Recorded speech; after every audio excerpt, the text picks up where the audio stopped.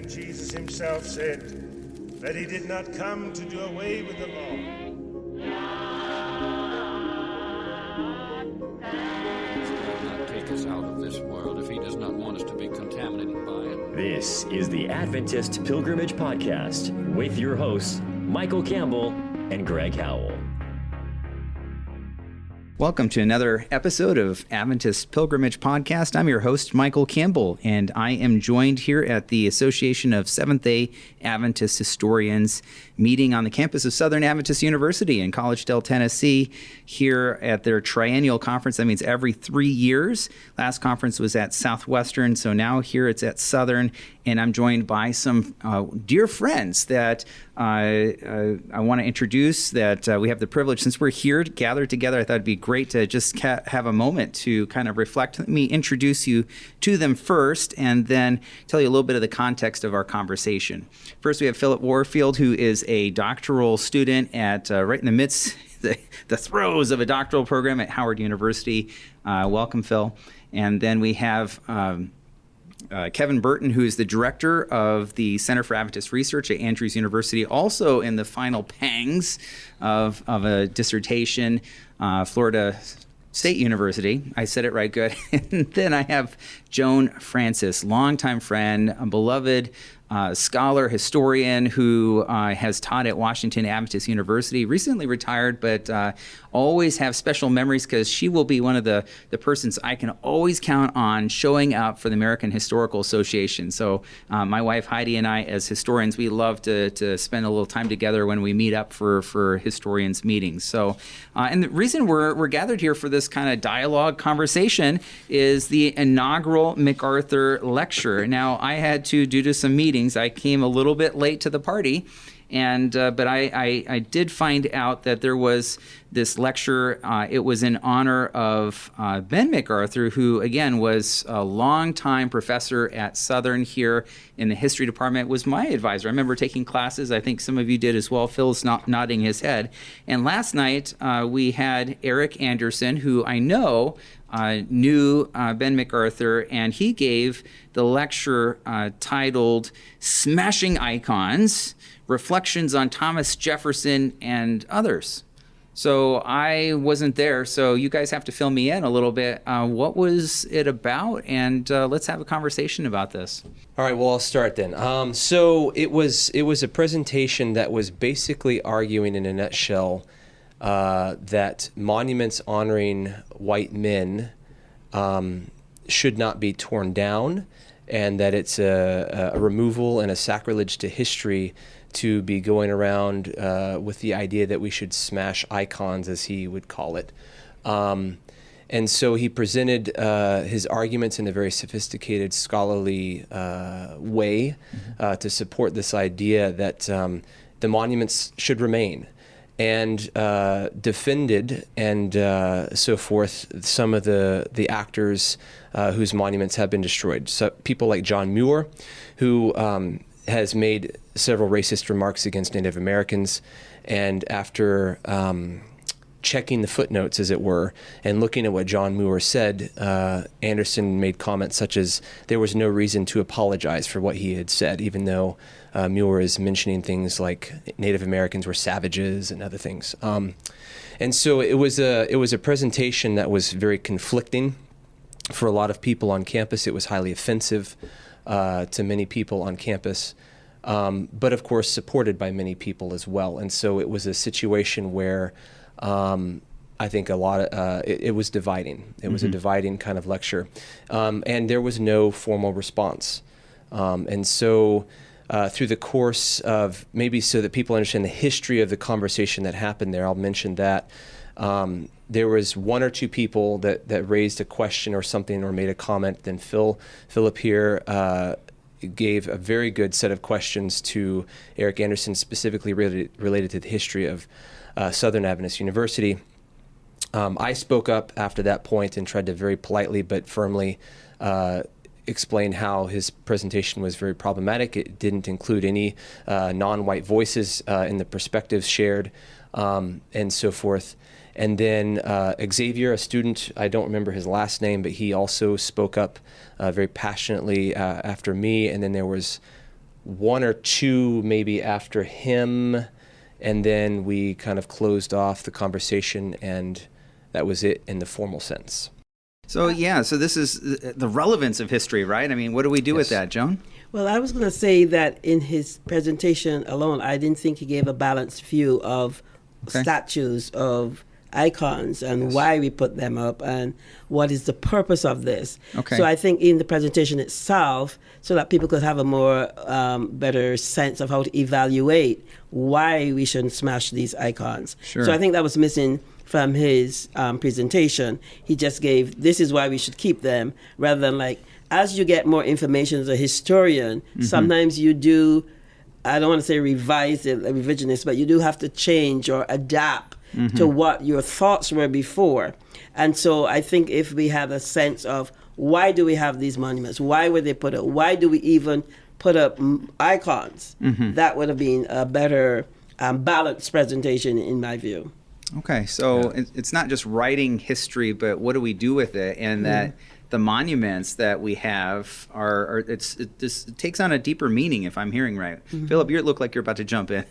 Definitely. I asked the question about revisionism. I had a really hard time. Of course, we understand revisionism can take on a whole lot of different meanings, but when I'm talking about revisionism, I'm talking about historians who look at the past historiography, they look at the past scholarship and say, here are some gaps, here's some voices and perspectives that we have not yet considered and that we need to revise and add in. And so I asked him specifically, what do you think about this idea of revisionism? Because as it relates to the history of Southern Adventist University, there are some issues in which we've kept the names of buildings and we've kept the names of streets for people who have not been so kind policy-wise to African Americans and other non-white students, faculty, and staff.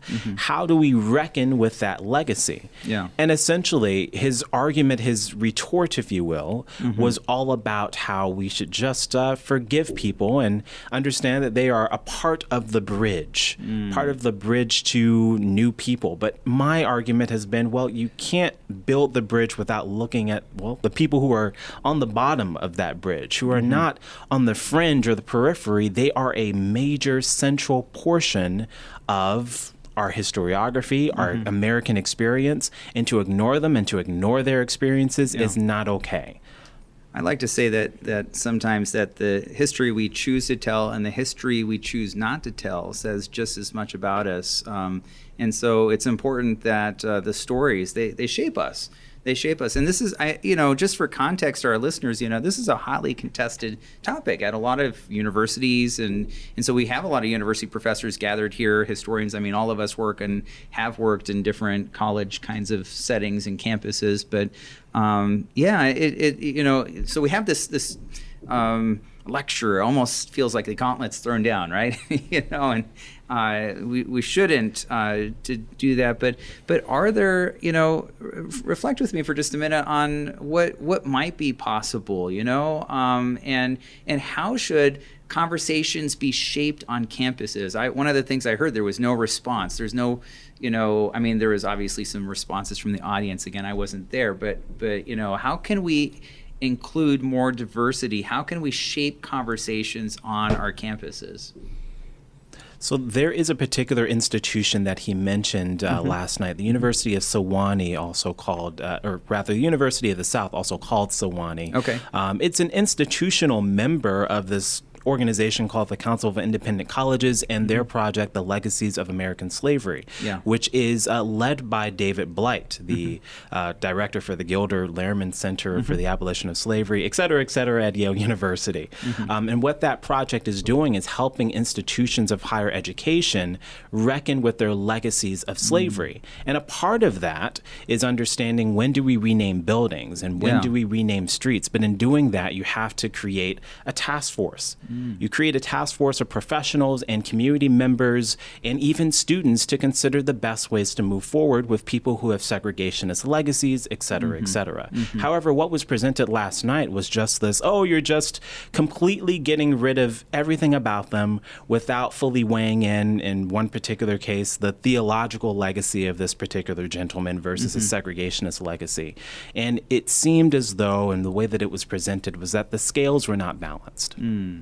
There was also a little bit of a conflation between the person themselves and the statue that is propagandizing their legacy. Sure. And so, which often happens later, right? That's not, right. And so to take down a statue, for example, is not to erase someone from history. It's a very different thing. Taking down a statue is exactly that. It's taking down a statue or renaming a street. It's exactly that. You're renaming a street. It happens all the time. Yeah. But in some cases, it becomes a political hot button issue. So there was that issue as well, as what Philip has rightly pointed out. I think on campuses, it is good to have varying opinions and opinions in opposite directions.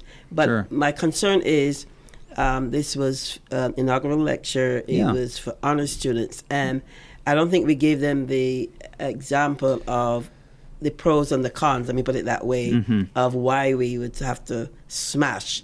And I don't think we're just smashing the icons. We are saying there's more evidence now. There's more information. This person does not represent what our values are right now, how we should include other people.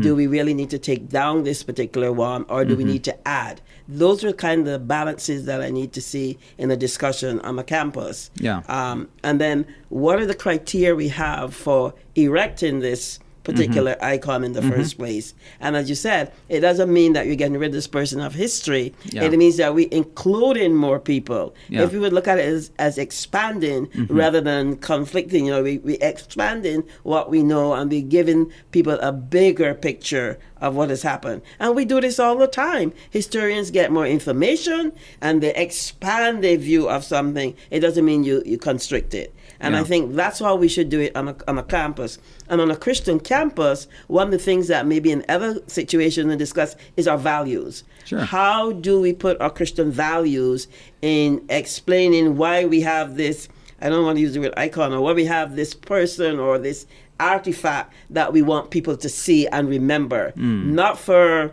every single thing in their life if it's a human being, but maybe for their courage in something, maybe for the way they treated people. So we have to go and look at it again and don't be afraid to deal with the messy and the ugly once we can use it to show how we can overcome and be much better than we were before.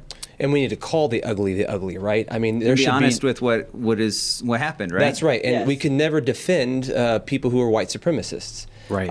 That's something that is a very big problem. Whenever someone says something and it's highly offensive, then call it for what it was. It was racist or whatever situation. Maybe it was sexist or whatever it was. So call it what it is. But you can honor someone like John Moore as a environmentalist, but you can still recognize he was racist.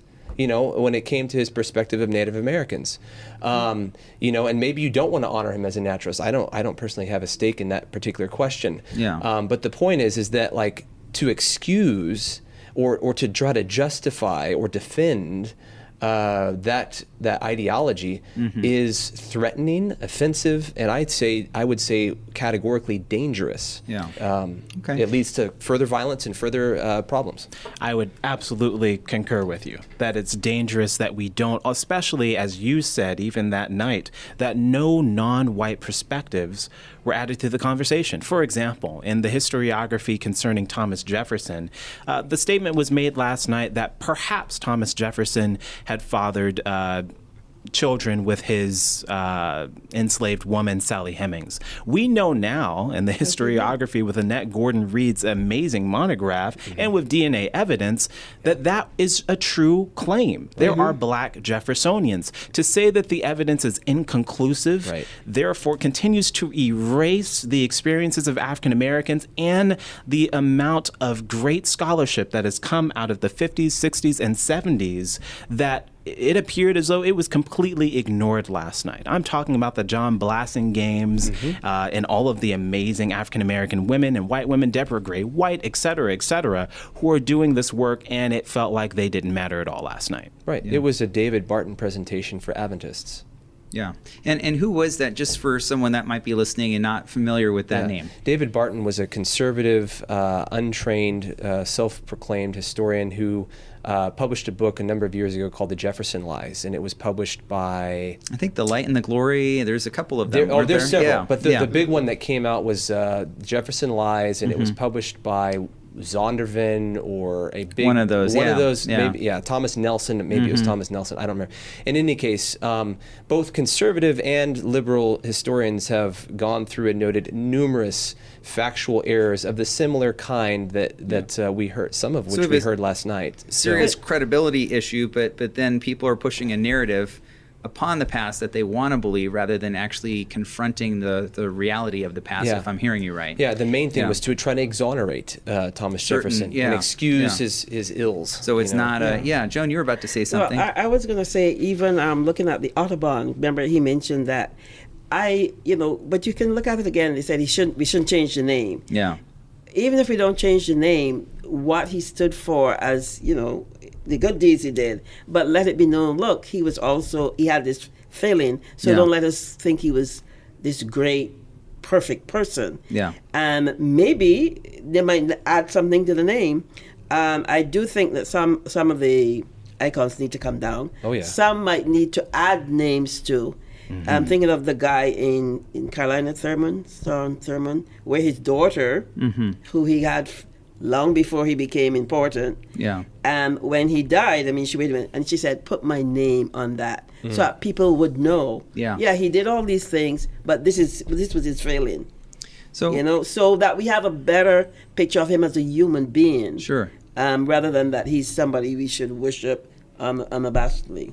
So if I'm hearing you right, part of what I think needs to happen isn't, in smashing idols or whatever it is, icons, sorry. We shouldn't make them idols. That's the problem. Yeah. Well, I have to tell a little story for those that are listening in here. I have a confession. When I was just a little kid, when our family became Christian, I went downstairs in the basement and I found a whole bunch of these little, I don't know, porcelain creatures. They were from souvenirs from my parents' trip to Mexico. And I was so horrified. I smashed them and said, I couldn't believe my parents worshipped idols. And then I realized, what if it wasn't actually idols? Yeah. And then I discovered they didn't worship idols, and then I had to repent. Ooh. And so when I say idols, that's the image that comes to mind. Yeah. But smashing icons, and this idea, it sounds a little bit extreme, like smashing. I don't think anyone's calling for smashing. And if I'm hearing you right, that's really right. What I'm hearing you say is that this is an invitation to have conversations, and that rather than just make everything polarized, that maybe there's more nuance that could help. Yes. And with these conversations, create constructive spaces that may change the way that we see the past, the way we tell the past, and even the physical portrayals of the past, if I'm hearing you right. You're about to say something, Phil. Yes. His whole thing was about trying to create this nuanced conversation. Mm-hmm. But in his messaging, he even used words, for example, like woke and woke mob and things like that really painted the other side as clearly just not intelligent. His presentation was not nuanced at all, was it? Right. So that's part of the problem is we need to create those spaces, Joan. And I think that was I don't want to use failure, but was one of the weaknesses in the presentation, in that it didn't create from the presentation itself enough of the nuances that people could start the conversation in a balanced way. We never heard about the banning of anti-racist books, for example, in libraries across America. Mm-hmm. Okay, that would be the converse, right? Yeah. We heard about only things that were insulting from his perspective to white men. Yeah. And that was the only perspective that was shared. Yeah. Every example he gave was related to that, even to the point of the statue which he defended about Sacagawea. He said she's there, even though he excused the fact that she's standing behind Lewis and Clark. Sure. And that matters. The positioning of how things are imagined and created. It's an amazing thing to try to think about Lewis and Clark as the sole leaders of an expedition that are being only assisted and helped by Sacagawea. those men would have died if it was not for her. And so Absolutely. she played just as much of a leadership role, if not more so, than these men. And they would have never completed their expedition without her assistance. And so to relegate her to a subsidiary, subpar background kind of role is ludicrous. But that's what the statute, which was fought over recently, was depicting. So there are reasons why these things are problematic. I also think that when we think about, for example, he mentions even there's a brief moment where he talked about Confederate valor. And I think especially if you're going to talk about the lost cause, we need to understand why those monuments were created, who they were created by. For example, the United Daughters of the Confederacy. But she only glossed briefly. That's right. Only very briefly. And it was as if, no, you're just trying to destroy everything. He's talking about people who are apparently woke, in quotes, but he does not understand the full implications of why these monuments and statues were created in the first place. It didn't seem like he did at all. Please, if for those who are listening, check out Karen Cox's book, Dixie's Daughters. Okay. That was written before this this whole move to, as he would call, as we heard last night, smash icons. You know, and that was written long before this was going on in recent years, since like 2020-ish. And so, but that book really helps you understand the role of the United Daughters of the Confederacy in mass producing the overwhelming number of Confederate monuments we have in the South, which are some of the biggest problem that we have with monuments in this country. So that's the source that you should start with. All the monuments are not in the South, I must say. They're not. Street names they have moved north. And so on. Oh, yeah. Lee Highway. And there's the highways, the names, and there's building names, and there's lots of it. But And I think it's a good time to have the discussion. And again, to me, from a Christian perspective, what are our values? Why are we erecting these things? What is that we value? And I think, especially on a Christian campus, we need to have that kind of discussion and not just be in a vacuum. And I'm happy that people are beginning to realize why these statues were put up, who they were put up for, what were they trying to do at the time, what are we trying to do in 2023, inclusive. We want people to feel that they're welcome at the table. And so we need to re-examine why we do these things and don't just say, well, they were done in the past. No, that's what historians do. We dig up, we see what's there, we see how we can give a better future. You know, make the present and the future better based on the past, what lessons we've learned from the past. But the question is, have we learned anything from the past then? And as we look at this, you know. As I continue to think, especially about what I said last night, was we revise so that we can create more inclusive futures. And we think about the inclusivity of the past, the stories that have always been there that we have relegated to the back somewhere. They are always there, just as you said. And I wanted to use a particular example, and we're talking about United Daughters of the Confederacy and these lost cause monuments. Did you all know that there is a particular monument that the United Daughters of the Confederacy tried to erect in the National Mall? It did not. It was a black mammy statue. That would have been the historical memory of the amazing things that African American women contributed, not just during antebellum America, but throughout their entire history up into the early 1900s. And that would have been disingenuous to their legacy. This is why this conversation is so important, because it's dangerous for us to sit around and act like statues don't matter. We're putting somebody on a pedestal for a reason. Do they fit our values, just like you said, or do they fit the values of an old society that we no longer want to say that it should be ours? And I don't need to tell the three of you that, but just a reminder, listeners, you know, our early Adventist pioneers were abolitionists. Yes. Kevin, I think that's the topic of your dissertation you've been working on. So, I mean, it's well established.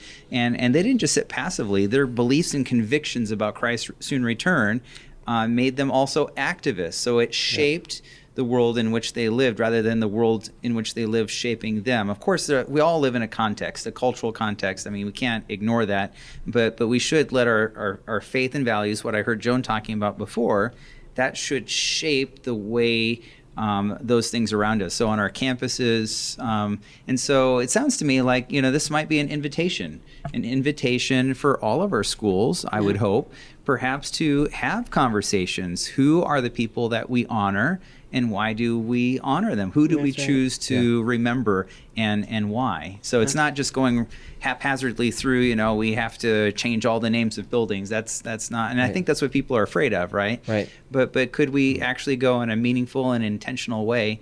And if there are particular, monuments, since that's what we're kind of talking about, that are specifically hurtful to some people, maybe that should be an invitation rather than be threatened by it, to say, well, help me understand what is problematic about that particular monument. Does that make sense? Yes, that's what needs to be done. Okay. And we discuss in detail why we have these things and how they fit our values today. Sure. And really make it meaningful. And even if they're hurtful things in the past, we don't have, it's past, but we can acknowledge it and move on. We can learn from it.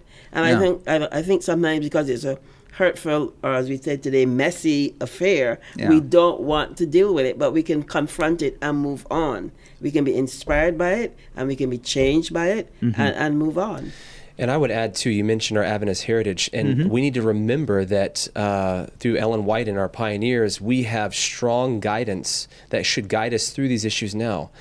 Please take a look at the research of Benjamin Baker. He's doing a lot of amazing cutting-edge stuff on Ellen White and black people and race. He has a website on it, too. He does, blackSDAhistory.org. Yep. And some of the key things that people need to know today, Ellen White talks about the rebellion in the South, the Confederacy, and the cause to support and retain slavery, etc., that the Confederate Army and all of its glory, that all was inspired by Satan himself. And she talks about that unabashedly. She does not mince her words. And people today need to think about that. Do we want to have monuments honoring the work of Satan? So maybe that, can resonate with some people. So we have a prophetic legacy too. That's right. Yeah. And then she says a lot beyond that about even making restitution and reparations for the injustice of slavery. Right. And we don't have enough people talking about that in the church today. And Ellen White says that is ordained of God, and that people even in the North who had nothing technically about they're not actually enslaving people. She says they are not guiltless.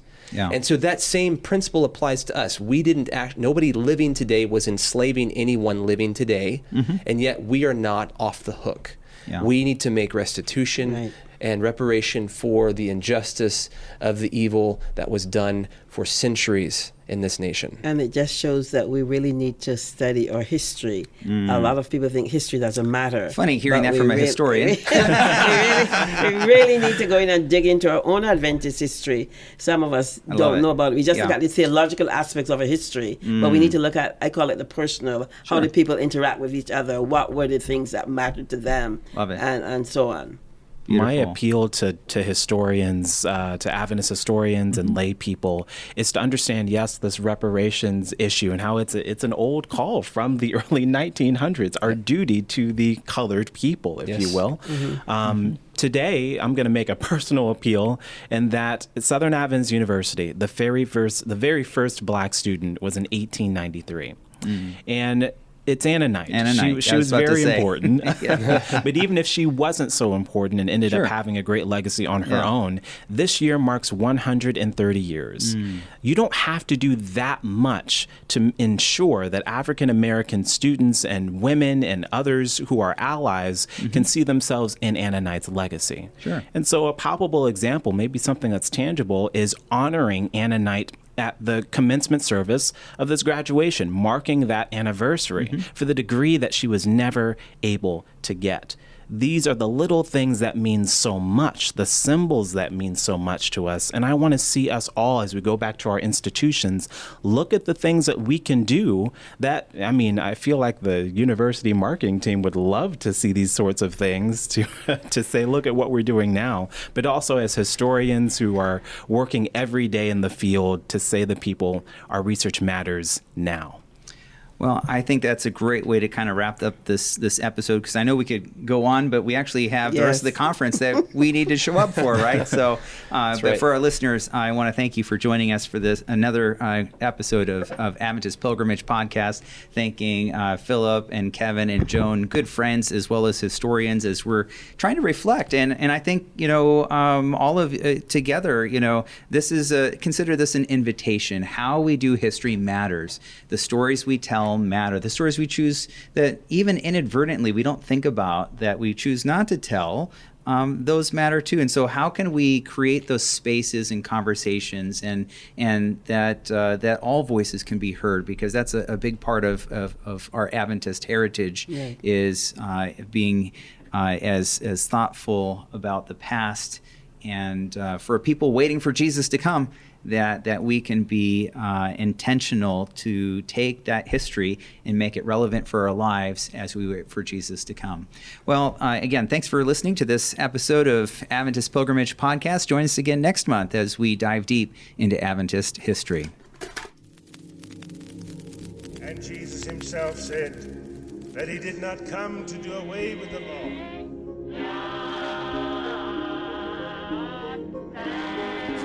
Take us out of this world if he does not want us to be contaminated by it.